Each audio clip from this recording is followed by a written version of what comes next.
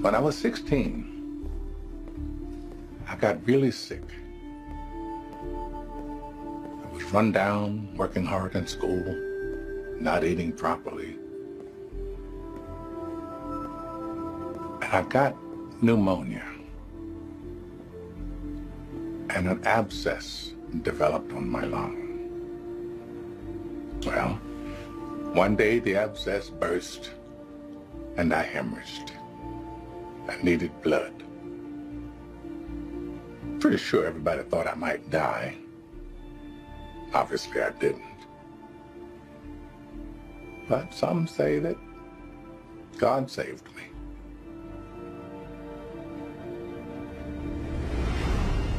Believers think God communicates to us through miracles, that miracles are proof of the divine.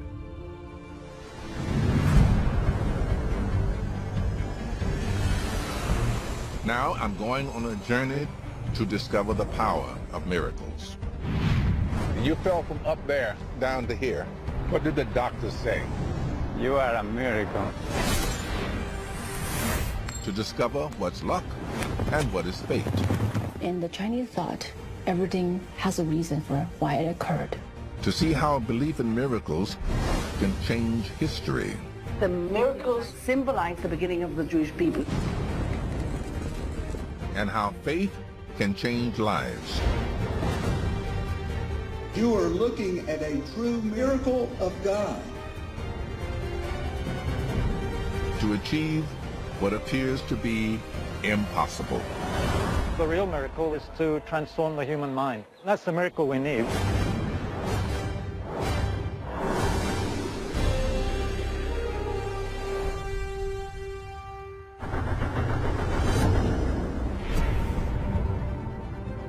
Most who believe in God believe God is watching over us. Every moment of every day, guiding us, saving us. To me, it has to be a miracle that he can look out for all 7 billion of us. So when I heard about Alcides Moreno, I had to come to New York and hear his story. Well, here we are.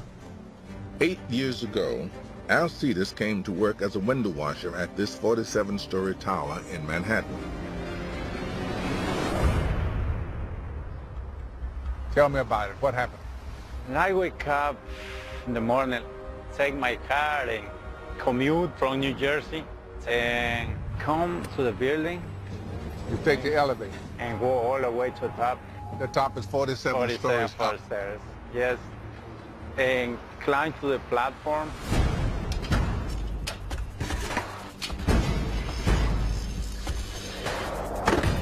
Alcides had just begun to lower the platform when one of the 2 cables holding it snapped. I just grabbed the scaffold and I scroll up until another cable snapped.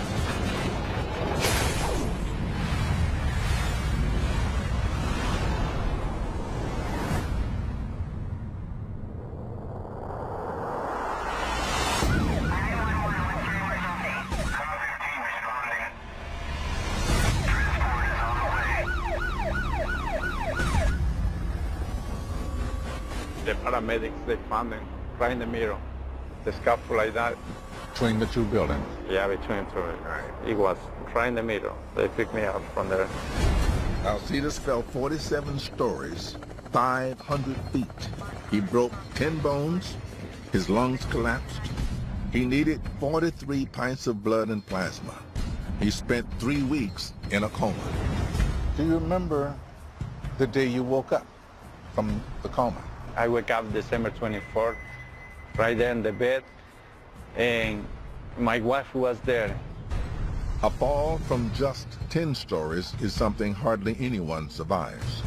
Doctors say Alcides' 47-story plunge was beyond belief. I've seen it all, or at least I think I have, until something like this happens. You fell from up there down to here. Yes.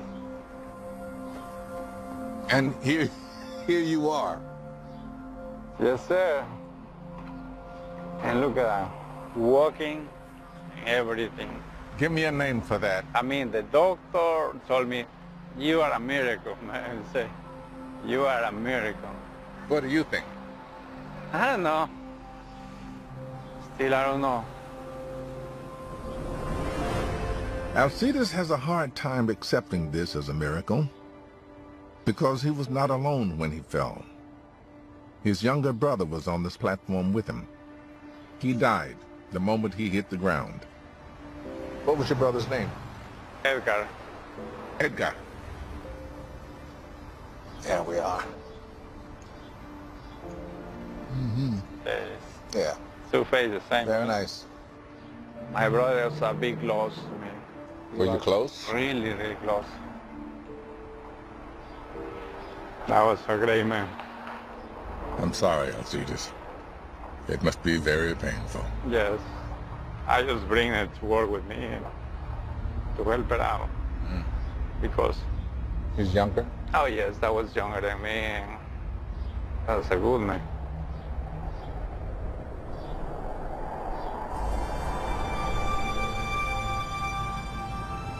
You think God saved you?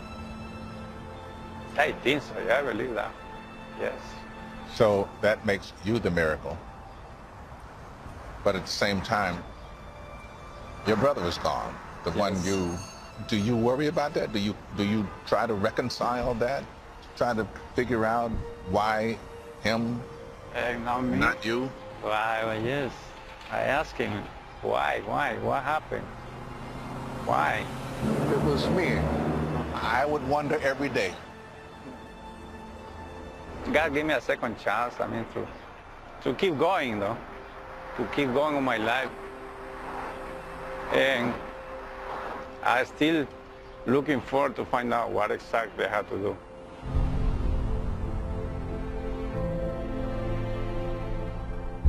Alcides is no longer a window washer. He and his wife have a new life in Arizona, where they're raising their family. He's still trying to understand whether God has a plan for him. Why me? Does God have a purpose for me?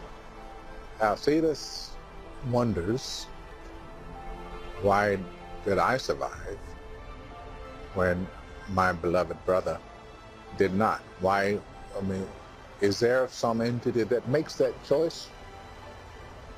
Or do we live with randomness, just pure, mindless randomness? For Christians, miracles are proof that life is not random. They believe God intervenes in the world for a reason. Jews also believe in the power of miracles. In fact, their faith was built on a bedrock of divine intervention. I've come to Jerusalem to see how Jews celebrate the miracles of their exodus from Egypt on a night that's different from all other nights. Passover. Hi. Hello there. How do you do? I'm very well indeed. This is for you? Thank you very much. And I'm Aviva. Hello, Welcome to my Aviva. home. You do. Oh, Lord. Oh,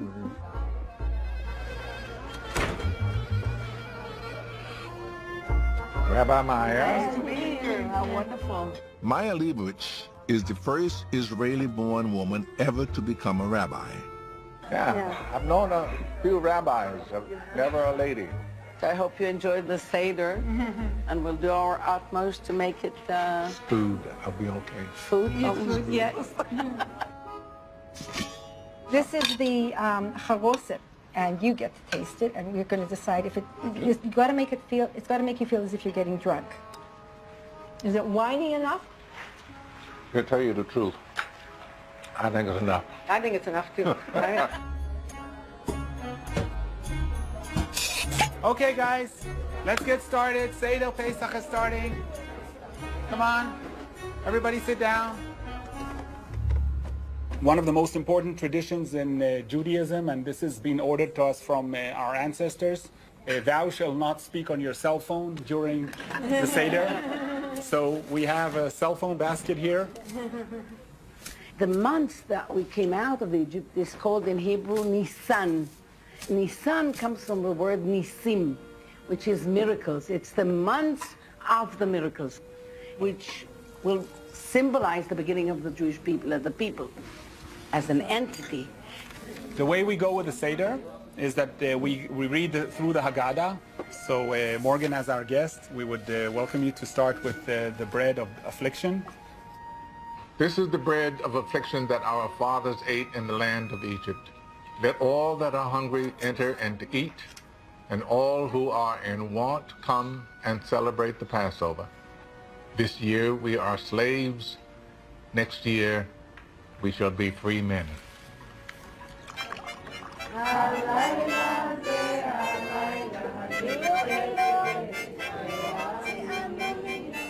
The Passover meal is a celebration of the bond Jews feel with God, and it's an occasion for children to understand the foundation of their faith. The Seder recounts how the Jews escaped slavery, thanks to God striking the Egyptians with a series of 10 plagues. So, Rabbi, Yes. why Passover? What does the word itself refer to? When God brought upon Egypt the 10th plague of killing the firstborn, he told the Israelites to put blood on the thresholds of their homes.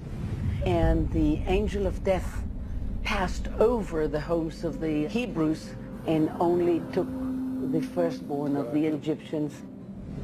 Many Jews believe God's sparing of their children was proof they were his chosen people.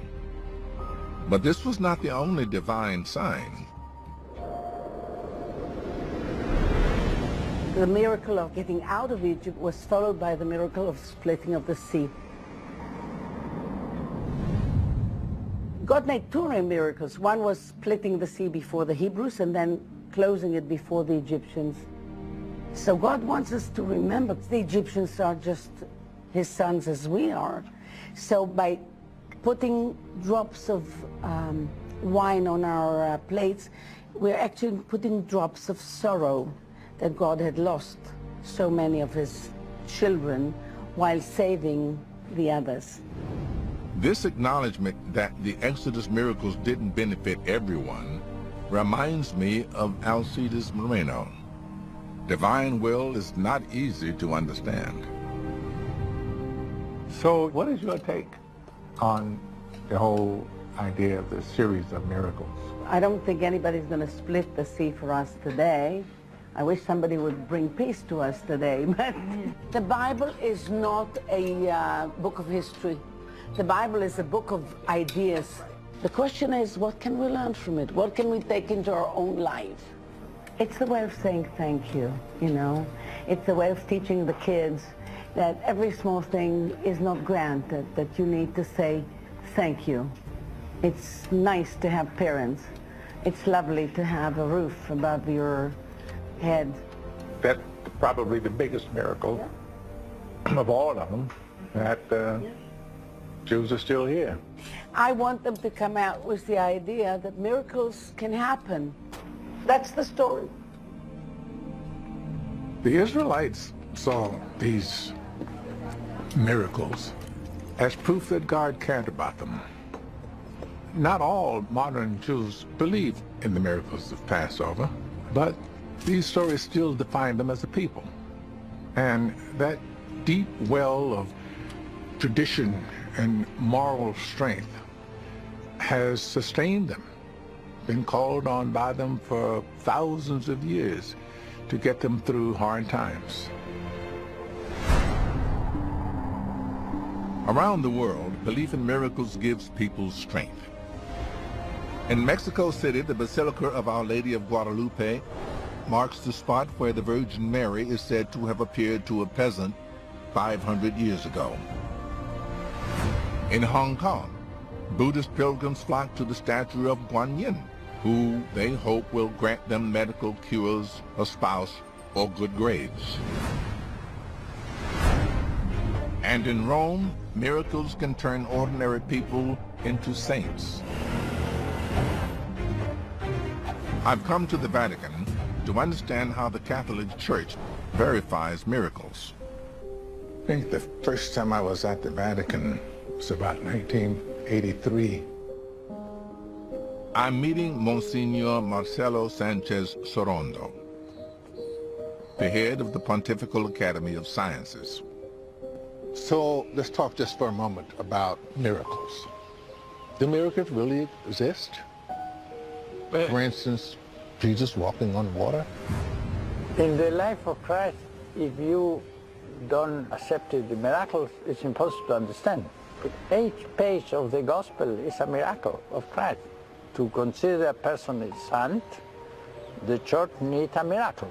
In order to have saints, you have to have miracles. Yes. Unless you are a martyr, the only way to sainthood is to be deemed responsible for performing 2 miracles after you die. Pope John Paul II became a saint in 2014, after 2 women who prayed to him after his death claimed to be miraculously cured, one of Parkinson's disease, another of a brain aneurysm. The Vatican spends years investigating these claims, sometimes decades. The church has a devil's advocate who goes, and whenever anybody claims to have seen or experienced a miracle, the church sends the advocate to investigate. Yes, they have the advocates and have scientific people, special doctors, to prove that this is a special intervention of God. So if I come and say I have experienced a miracle, would the church then say, okay, well, we'll check that out? Exactly. we were to check. Does the hand of God really intervene? Not just in matters of life and death, but also in the ups and downs of our daily lives?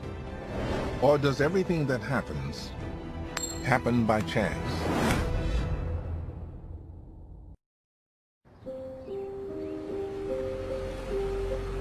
What, if anything, governs the seemingly random moments that change our lives and send us into different directions? Like a poor boy from Mississippi ending up in Hollywood. I always loved the movies. Always dreamed I would be in them. I was a believer. And I actually made it.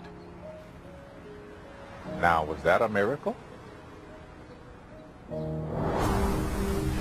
Most of us have a turning point in our lives. A pivotal moment where you wondered, how did this happen? Mine was 1989. I made 3 films: Lean on Me, Driving Miss Daisy, and Glory.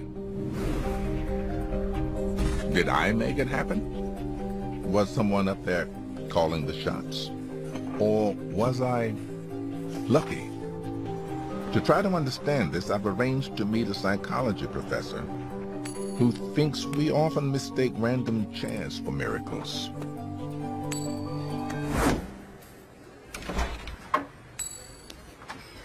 Danny Oppenheimer. Nice to see you. How are you today? I'm good, and you? I'm good. Good. What are you doing? I'm flipping coins. Why? I'm looking for streaks. Streaks? Yeah, if you flip a coin enough times, you're gonna get a streak. Really? That's a lot of tails. Well, if I flip a coin twice and I get heads both times, is that miraculous? No. You do it 50 times and you get 60. That's a miracle. Well, yeah, if you get more than you flip, certainly. But how rare does an event have to be before we would call it miraculous? 1 in a million? 1 in a billion? I'll choose billion. All right, 1 in a billion. Well, let's try something. All right. Jack of diamonds, 6 of spades, King of spades, 2 of hearts, 7 of diamonds, and Ace of spades. Is it miraculous to have gotten this sequence? No. I mean, it's just a random selection of cards off the deck. Well, right, but this particular sequence, starting with the jack, and then getting the 6 of spades, and then king of spades, it only happens 1 in about 14 billion times you draw 6 cards. So it's pretty miraculous by your 1 in a billion standard. So you're telling me that this is miraculous? Well, no, as you said before, it's just a random set of cards. What if it was first 6 digits of your social security number? What if it were the last 6 digits of your social security number? The first 6 digits of your phone number? Sometimes it's not actually miraculous. Sometimes it's just probability playing its tricks on you.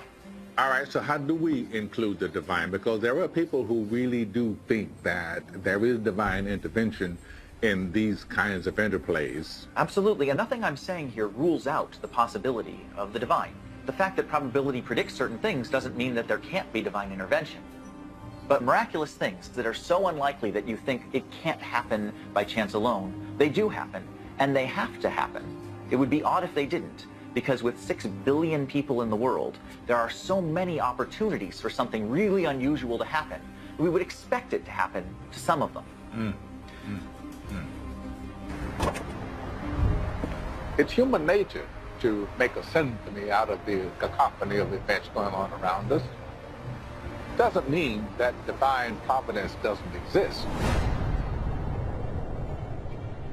In fact, as I learned when I was in Rome, in the past, chance and God coexisted. The ancient Romans had a different take on miracles. Before they became Christians, Romans had many gods. They believed the gods controlled their fate, and everything that happened was decided by them. Archaeologist Valerie Higgins tells me the gods even determined the outcome of sporting events. So we're here in the Circus Maximus. This was the largest circus in Rome, in fact in the Roman Empire. And this was where they did chariot racing. We are actually standing on the track.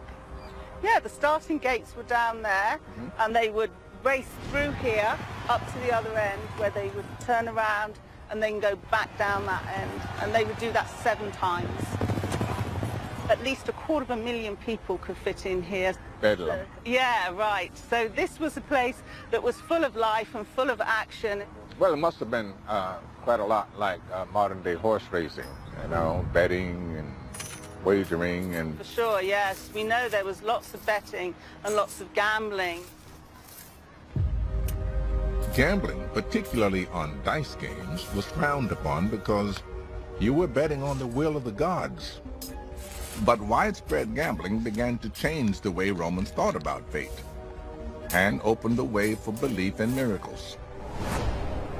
How did gambling fit with the idea that your fate was already set? No matter what you did, you were going to wind up the way you were going to wind up.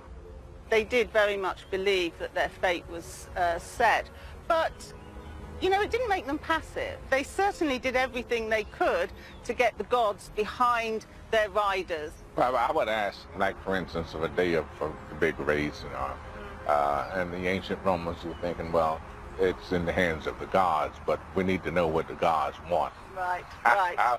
How would we figure that out? How did they go about figuring out what the gods wanted? What the gods wanted? Well, you had to go to a priest who was specialized in this sort of thing.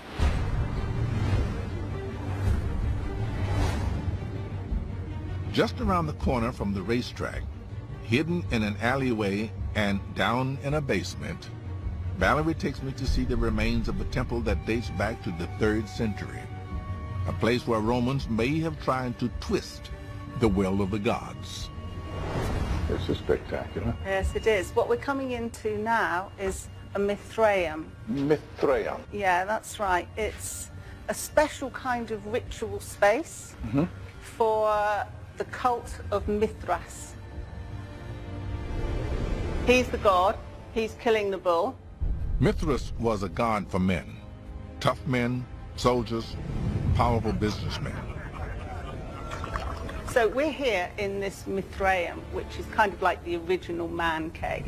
We know they did a lot of feasting. Would there be any of the priests down here? There would with be them? priests down here, yes, I think for sure, who would be overseeing the feasting, because it was quite essential that you did the ritual, you know, correctly to ensure that your team was going to be successful in the Circus Maximus. So here we are down here, and we're doing all of the rituals, and so are we really trusting the fates to take care of what we want taken care of, or do we do a little... No, that doesn't stop you giving fate a helping hand.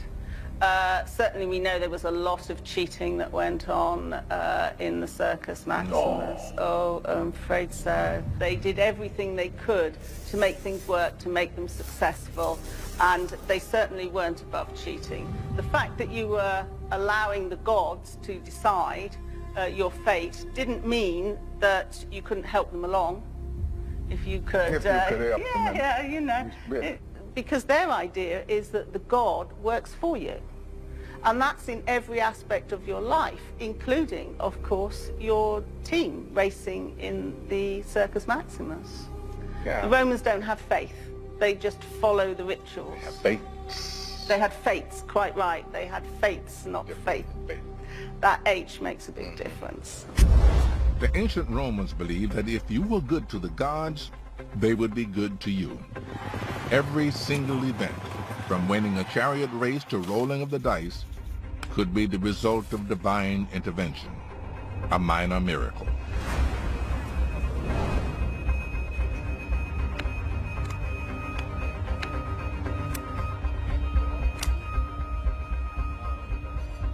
I'm just trying to work out how a couple of millennia of Catholicism might have changed the way the Romans think. Do they still think God will intercede and reward their faith with a royal flush, perhaps? The idea that nothing in our lives happens by chance did not die with the culture of ancient Rome. It remains alive and well in the Chinese philosophy and religion, Taoism. Taoism dates back nearly 2 millennia. Gods are not the focus of Taoism. The focus is the Tao, the ultimate creative energy of the universe to which we are all connected. This interconnectedness means our fates are all set at birth.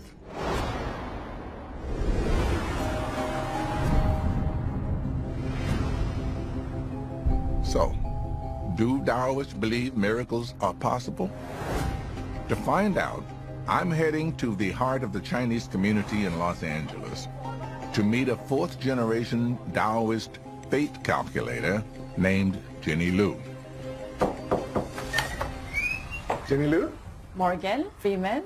Yes, ma'am. Nice to meet you. Thank you. Come on in, please. Thank you. So, did you do my life chart? I did. We have you here as June 1st, so 6/1/1937, 2 a.m. Is that correct? Yeah. Your life map lets us know where over 120 stars are located at your time of birth. These stars configure a certain type of energy field that impact the quality and success of your life. So in Chinese, we don't call this astrology, actually. We call it fate calculation. Fate calculation. Covers your life in 10-year periods. You see from age 6 to 15 is 1, 16 to 25, and so on and so forth. So what's now between 76 and 85? Right now you're in your friendship sector.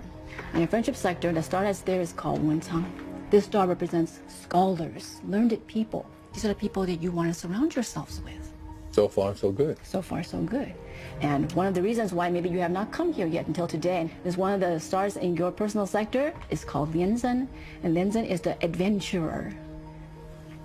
Somebody who likes to take things as they come. So if my fate is already laid out, does that leave room for, like, miracles? Absolutely. We don't think of astrology chart as predestined, that it's your only fate that's carved in stone. We see a life map, just like we say life is a journey. And you go on any journey, you need to have a map. There's going to be dead ends. There's going to be multiple potholes. If you know where they are, you're still in charge of your own car. This is just a navigation system. You can turn. If you understand how you're connected to everything around you, that is a miracle waiting to happen. So is this connected to feng shui? Feng Shui, this is based on the Taoist thought. Everything around us is connected. Everything is made of energy. We're all connected through this energy. Feng is wind. Shui is water. It's an energy that we cannot destroy or create. It's always there, but we can divert it. We can harness it. In Chinese, it's just say, we can ride it, exactly. I was going to say in Chinese, let's say, birds do not fly, they are flown. Fish do not swim, they are carried. They are carried, they are swum by water.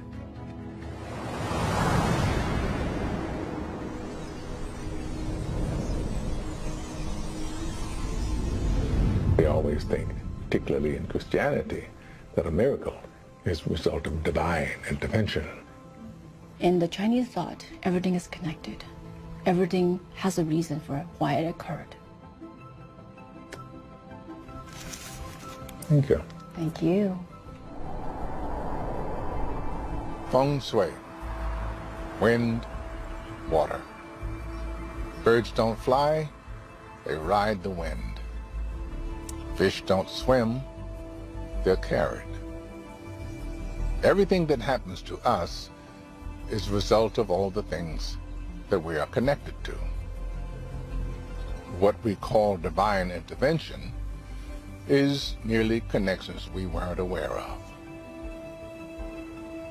Makes me wonder if we shouldn't maybe stop trying so hard to control our lives and learn to ride the wave of life.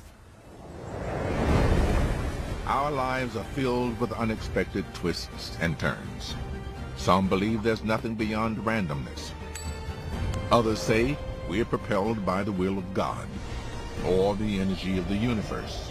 Both those beliefs could make the difference between life and death, because the human mind could have a hidden power to unleash a miracle.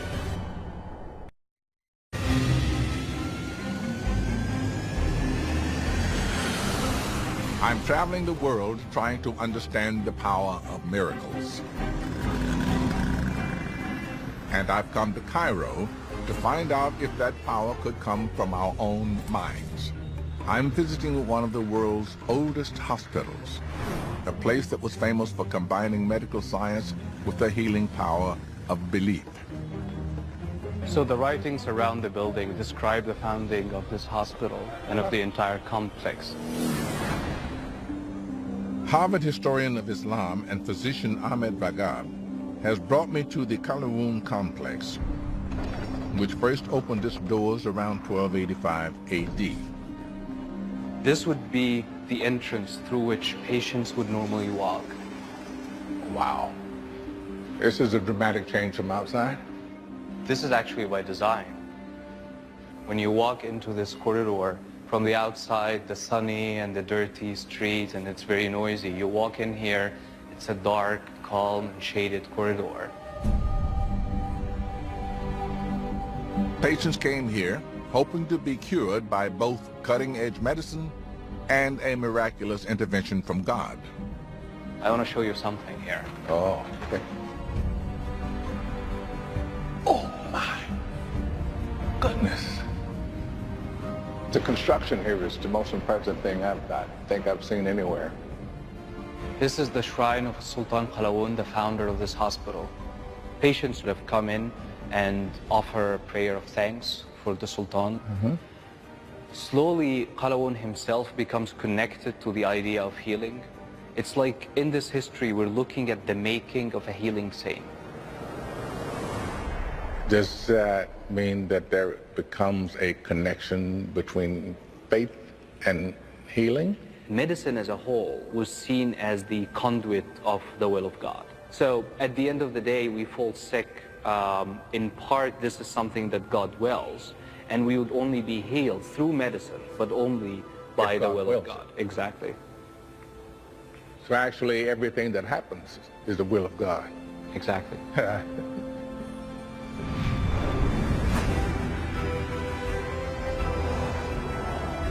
Centuries ago, Muslims believed faith and medicine worked hand in hand.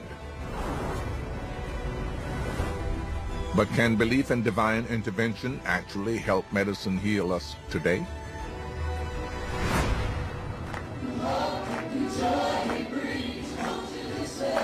Tom Renfro is familiar with the cliche, the miracle of modern medicine, because he's a practicing physician. But he also believes in divine miracles, and that one happened to him.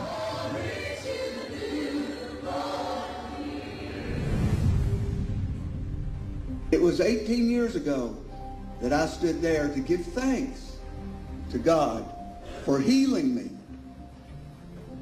And what I told you at that time was you are looking at a true miracle of God.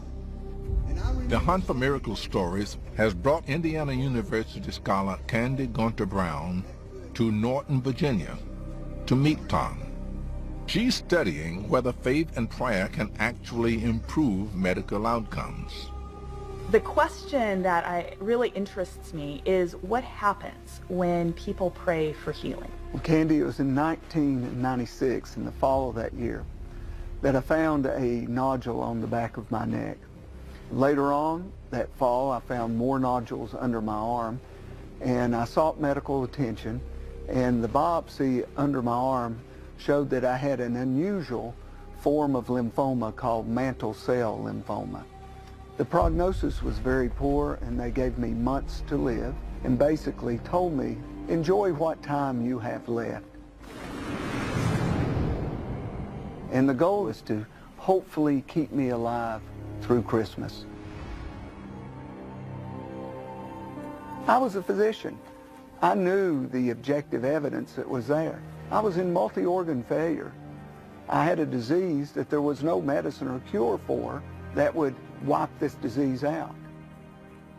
Instead of despair, the Lord wants us to remember, I have brought you all this way. I'm not going to leave you here by yourself. Did you have medical treatments? No, I did not have medical treatments, not at that time. The tumors continued to progress, and as they progressed, the people came together more and more intense with prayer. Our pastor organized a weekend prayer to where people would come and pray perhaps even all night, and it was a remarkable time. By now, the tumors were the size of apples on my neck. My arms stuck out because of the massive adenopathy under my arms. My abdomen was expanding. I was dying. The Lord actually spoke to me and said, now's the time to go to the hospital. Chemotherapy typically only delays the progress of mantle cell lymphoma. It's not a cure. So they started an infusion, and it was like the rock that David threw at Goliath. Before the infusion even completed, there was something that changed in me physically. The tumors, they became like a Nerf ball, like a sponge, and very soft. And they started disappearing in front of your eyes. And all this massive adenopathy just disappeared over the next 24, 48 hours. It was gone. Do you ever wonder, did the chemotherapy just work better than the doctors expected it to work? The chemotherapy, it wasn't designed to cure. No one expected the tumors to utterly start disappearing or melting. I should have died multiple times during this illness, from pulmonary embolisms, from pneumonia, from renal failure. But I had faith. I had people that poured their words into me to encourage me. And I believe through that God intervened and healed me. And here we are, 18 years later, me talking to you. To me, that is a miracle. That is a miracle that I'm here. Why did Tom Renfro survive when so many people who pray for healing don't make it? Tom believes the power of his faith and that of the people around him helped the chemotherapy achieve the impossible. It strikes me that much of what we call miraculous starts right here, in the mind. We close our eyes in prayer, don't we? And I think that's because the goal is to focus the mind, to transcend the distractions of everyday life, to set our minds to achieve what at first we might fear is impossible.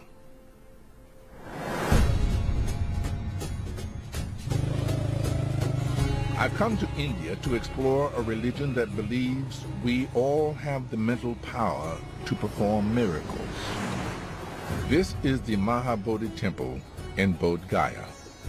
According to Buddhist tradition, 2,500 years ago, a man named Siddhartha Gautama came to the realization that the human mind had immense untapped powers.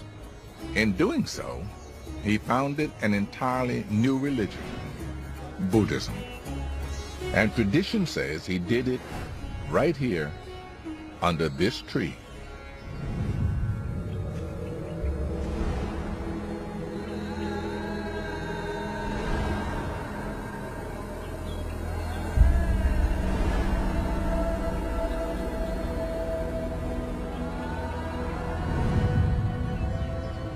I want to understand what Buddhists believe happened to Siddhartha as he sat under the tree. Tibetan monk Losang Tenpa has promised to help me find out. So, That's I'm glad you could come. Oh, me too. So this is our holiest spot where the Buddha attained awakening. Losang tells me he'll get me to understand the miracle of the Buddha's enlightenment, and he'll do it by challenging my mind to get me to see the light myself. So what do you know about What do you know about Buddha? What do they teach you in America? I learned that he was of noble birth, and he grew up very, very sheltered, and said that. And then one day he wandered out of the compound. That's right. And began to see life as it really was. Yep. Why did he do that? That's the question you're going to answer. Well, how would you like it if your father had decided as soon as you were born that this baby of mine's going to be the king? So I've got to keep him in this palace, surrounded by beautiful sense objects, flowers that never droop, beautiful young ladies who never look old. Sounds perfect. Isn't that perfect? Yeah. But this guy wasn't satisfied with that. Buddha left the palace, right? Yes. And do you know what he saw when he left the palace? Well, as I understand it, he saw suffering. He saw real life. In what form? In what form? Well, there were old people, cripples, beggars, people who had nothing, people who were hungry. Yeah, it's like an eye opener. It's like a wow. He saw death. Yeah. His father didn't want him to see death. It made him think so strongly. He felt, I've got to leave this place and find out what is the cause of this. Why do people suffer? Siddhartha roamed for 6 years, seeking to understand the cause of suffering, until he finally came to the shade of a ficus tree, and decided that he would stay right on that spot, focusing his mind until he discovered how to end human suffering.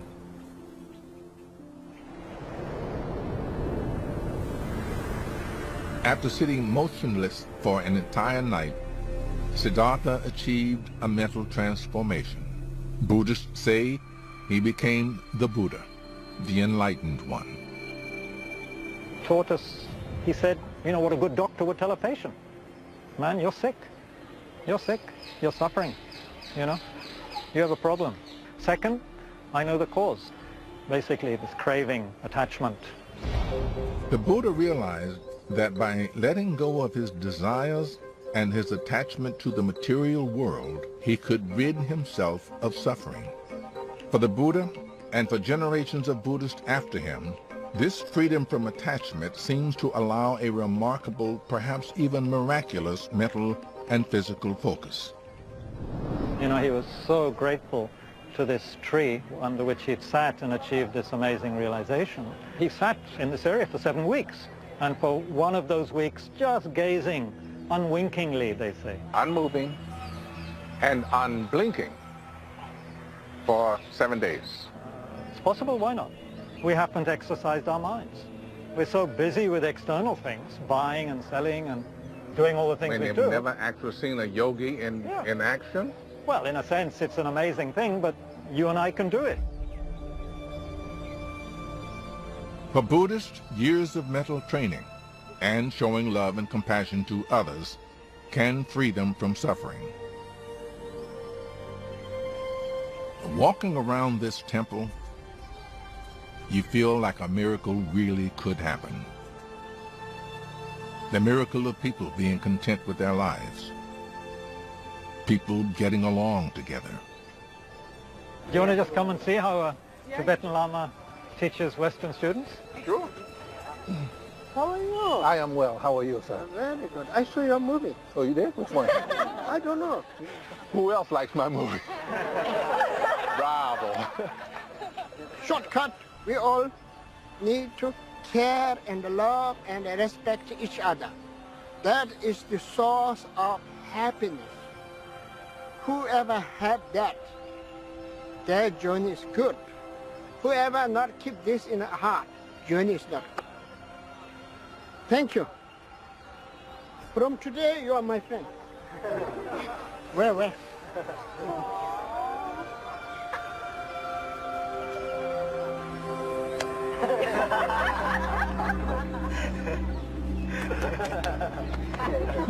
Okay, see you. I like you. I like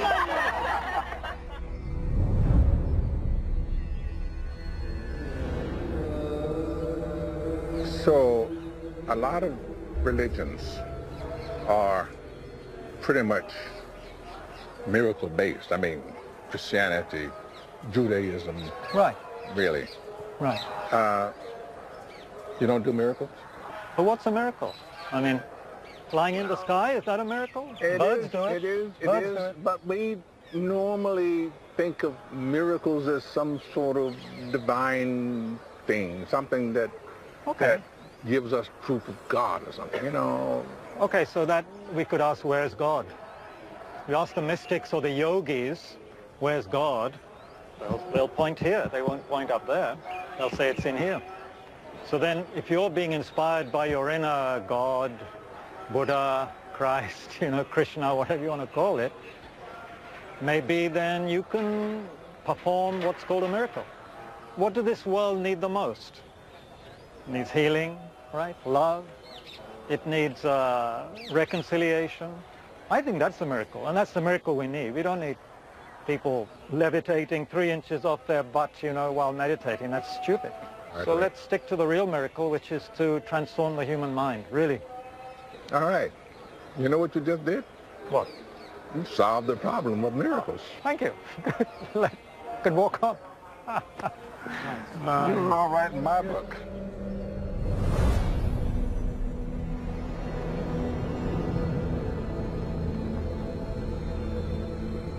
It's ironic that a man who wanted us to tap into the power that we all have within ourselves is thought of as some sort of divine being. The point of Buddhism, as far as I can see, is to teach us that we are all capable of much more than we might believe we are.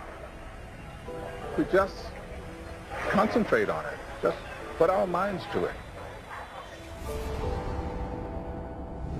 I used to struggle to make sense of miracle stories, how oceans could be parted, how it was possible to walk on water.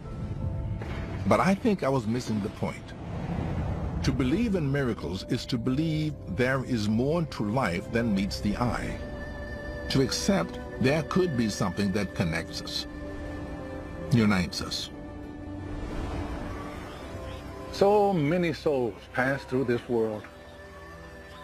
And as our paths cross, miraculous things can and do happen. People get the breaks they always wanted. People inspire one another. People fall in love. And whether these events are orchestrated by the hand of God, the power of the mind, or just a 1 in a million chance, I believe we should believe in miracles. Because miracles, however you define them, help us to Well, they give us hope. They drive us to create reality out of possibility.